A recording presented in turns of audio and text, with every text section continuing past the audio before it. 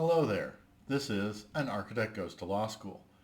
Today, in civil procedure class, we'll continue talking about the discovery phase of lawsuits. Supplementing the required and expected production of documents in initial disclosures is the request for production. This tool allows a party to ask for specific categories and instances of documents that it reasonably expects the other party to have in their possession. In recent decades of keeping files electronically, document production has become easier for litigation participants. In the context of construction law, such documents usually consist of contracts, emails, meeting minutes, design documents, both CAD and BIM files, notes from meetings and phone calls, and construction observation notes. Some of these are usually in electronic format, while others are only hard copies, which are tangible physical versions. Combing through servers and computers for electronic versions is usually faster than assembling the hard copies, but both should be done as soon as a litigant is made aware of the need for discovery production, so as to not miss a production deadline. Missing production deadlines in litigation may result in the inability to use certain documents at trial or even sanctions in really egregious circumstances. Once the documents and files are produced to a representing attorney and then to the opposing parties, the various attorneys will analyze the documents and files for their potential use as evidence at trial. Another tool for eliciting information in the discovery phase is the request for admission. Statements are presented to the receiving party for their admission or denial. One example is, admit or deny that you, the receiving party, were a party to the design contract between you and your client dated January 1st, 2025.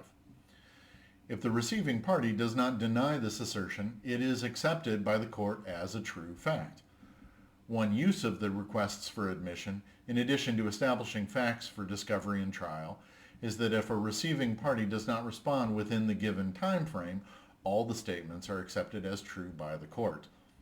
For example, a party may include a request for admission stating, admit or deny that you omitted the necessary building component of moisture barriers from your construction document wall sections.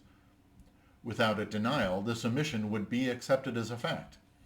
However, even a late response may be allowed by the court at the discretion of the judge.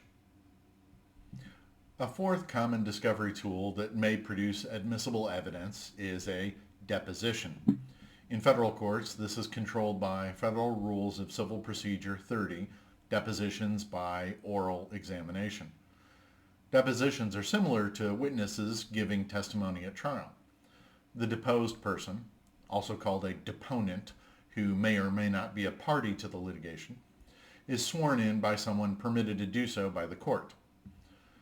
This is often a private court reporter who is hired by the side requesting and leading the deposition as permitted by FRCP 28, persons before whom depositions may be taken. The deponent's oath has the same purpose as the testifying witnesses does at trial, to impress upon the person giving testimony the importance of being truthful. Like trial testimony, the deposing party engages in direct examination, followed by cross-examination by other parties, then redirect and recross. All parties to the suit are invited to the deposition and have the opportunity to ask questions of the deponent. In some jurisdictions, deposition questions are limited to topics listed in the deposition notice provided in advance to all parties. In Texas, Rule of Civil Procedure 199.2b1 states, quote, if an organization is named as the witness, the notice must describe with reasonable particularity the matters on which examination is requested, end quote. This rule is in place because not every organizational representative will know the answers to all the potential questions. So appointing a particular representative who has the highest likelihood of being able to do so will make the deposition more worthwhile. During the deposition, the deponent may be represented or advised by their own attorney. This deponent's attorney has the same opportunity that they have at trial to object to questions. However, these objections are not usually ruled on by the judge during the deposition.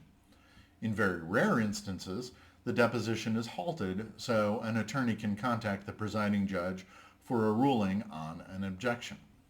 Pausing a deposition usually involves matters of privilege. Federal Rules of Civil Procedure, Rule 30C2 states, quote, "A person may instruct a deponent not to answer a question only when necessary to preserve a privilege, to enforce a limitation ordered by the court, or to present a motion under Rule 30D3, end quote. Feel free to comment, ask questions, and suggest topics you'd like me to discuss. Next up, we'll discuss the pretrial motions aspect of litigation. Thank you for watching An Architect Goes to Law School.